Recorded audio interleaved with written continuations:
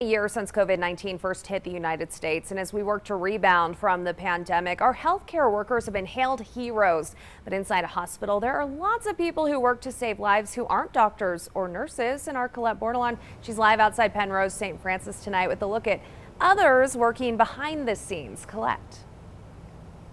Yeah, you can see all of the lights on in the windows of the hospital tonight. When you see that, it's easy to think one patient, one room, but just imagine with me for a second, all of the people who clean every inch of that building, or the ones who give patients just a little bit of peace in their last moments. Then it becomes a bit easier to see just how many people it takes to keep a hospital going. Housekeeping. Roving the halls of any hospital. Sometimes we walk right by each other and people don't even look at us.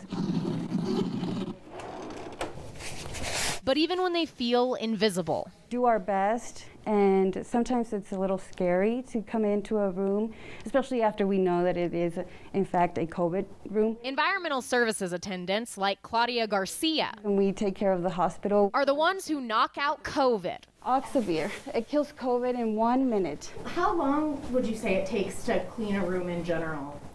It should take about 30 minutes. And when they're done, a UV light comes in to finish the job. I mean, I don't want to say saving lives, but disinfecting a doorknob where somebody can come in and then touch their face. While Chaplain Timothy Corbley is invested in the spiritual needs of patients. I was praying with this patient, and housekeeping came in and stopped and prayed with us. Who may have to face their end alone.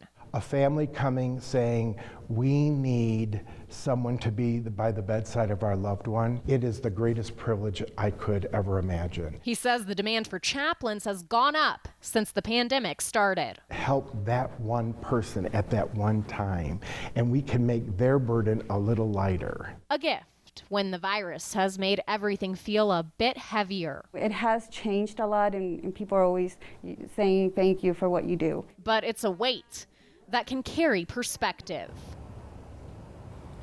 There are also people who work in nutrition services, feeding everyone in the hospital and those in sterile processing. They play a critical role in preventing infection by cleaning medical supplies.